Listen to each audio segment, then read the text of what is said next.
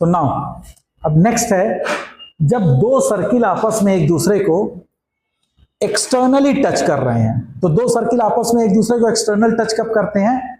हमने आपको बताया था जब centre distance sum of radius के बराबर हो जाती है, ठीक है ना। दो सर्किल का सेंटर डिस्टेंस जो है वो अगर उनके रेडियस के सम के बराबर होगा तो वो एक्सटर्नल टच करेगा। अब देखो जब एक्सटर्नल टच कर रहा है तो एक चीज देखिए,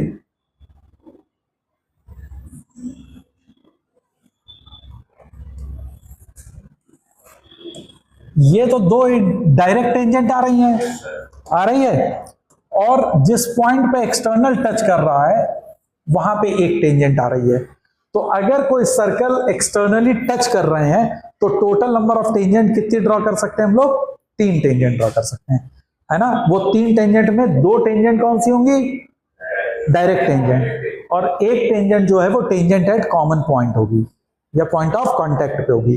P is known as point of contact. Is that clear? P क्या है तुम्हारा? Point of contact. अब देखो डायरेक्ट टेंजेंट निकालने का तरीका आपने अभी लास्ट वीडियो में देखा, है ना। तो ये पॉइंट के कोऑर्डिनेट मान लो, ये अगर Q पॉइंट है तो इसके कोऑर्डिनेट तो तुम आराम से निकाल लोगे। कैसे? ये पॉइंट जो होगा वो C1 C2 को R1 R2 के रेशियो में एक्सटर्नली डिवाइड करेगा, उससे निकाल लेंगे, फिर उस पॉइंट से पास होकर जाने वाली लाइन की इक्वेशन और फिर condition of tangency, that you can easily find it out. बोलो।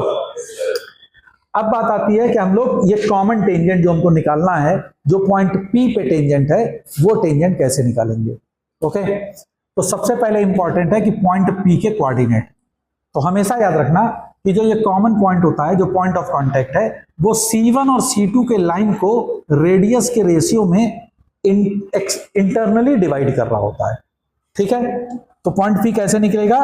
Internal division of C1 C2 in the ratio of R1 R2। तो जैसे मान लो कि ये पॉइंट है C1, उसके कोऑर्डिनेट है x1, y1, और दूसरा पॉइंट है x2, y2, और यहां पे कोई पॉइंट है P, और ये इनको R1 R2 के रेशियो में इंटरनली डिवाइड करता है। तो पॉइंट P के कोऑर्डिनेट क्या हो जाएंगे? x1 R2 plus R1 x2 upon R2 plus, similarly you can find out for y also. लिख लेंगे आराम से, तो पॉइंट P के कोऑर्डिनेट आ जाएंगे। बोलो। अच्छा, अब जो ये टेंजेंट है, चूंकि रेडियस से 90 डिग्री बनाएगा तो ये एंगल, बोलो भैया, ये एंगल क्या होगा? अगर C1 और C2 के तुमको कोऑर्डिनेट्स पता हैं तो सेंटर लाइन का स्लोप मालूम होगा कि नहीं? अगर स्लोप मालूम है तो पॉइंट P से जो टेंजेंट पास होगी उसका स्लोप निकल आएगा। कैसे? m1 m2 इक्वल टू -1 से, बोलो, आ जाएगा। और पॉइंट P से जो टेंजेंट पास कर रही है उसका स्लोप पता है और पॉइंट पता है, तुम इक्वेशन भी निकाल सकते हैं। तो this is one of the method to find out the equation of tangent at point P। तुमसे अगर पूछ दे कि दो सर्किल एक दूसरे को एक्सटर्नल टच कर रहे हैं, तो बताओ वो पॉइंट क्या होगा जहां पे एक्सटर्नली टच कर रहे हैं, या पॉइंट ऑफ कांटेक्ट। तो पॉइंट ऑफ कांटेक्ट जो होता है वो P होता है, उसके निकालने का तरीका, ठीक।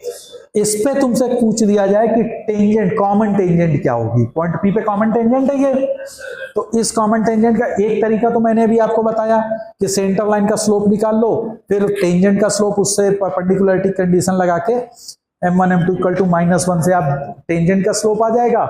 लाइन तुमको पॉइंट पता है तो इक्वेशन ऑफ लाइन आ जाएगी जो कि टेंजेंट होगी, ठीक। दूसरा तरीका क्या है, ध्यान से समझो।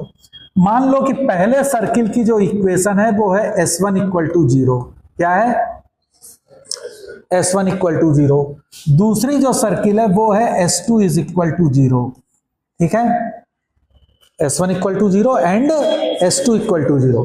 तो जो कॉमन टेंजेंट है at point P, point P कौन सा है? Point of contact. Point P कौन सा है? Point of contact. तो इस पे जो कॉमन टेंजेंट की इक्वेशन लिखी जाती है वो डायरेक्ट भी आप लिख सकते हो, that is S1 minus S2 is equal to 0।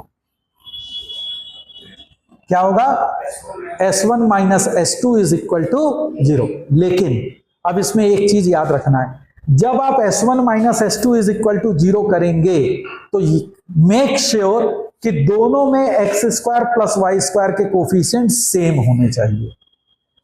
दोनों में X square and Y square के कोफिशिएंट सेम होने चाहिए और तब आप सबट्रैक्ट करेंगे। Is that clear? अगर सेम नहीं है तो सेम बनाएंगे। फॉर एग्जाम्पल मान लो मैंने कहा कि S1 जो है वो है X square plus Y square minus 4 equal to 0, let it be S1, है ना। और मैंने कहा S2, मैं मान ले रहा हूं कि ये टच कर रहे हैं, है ना।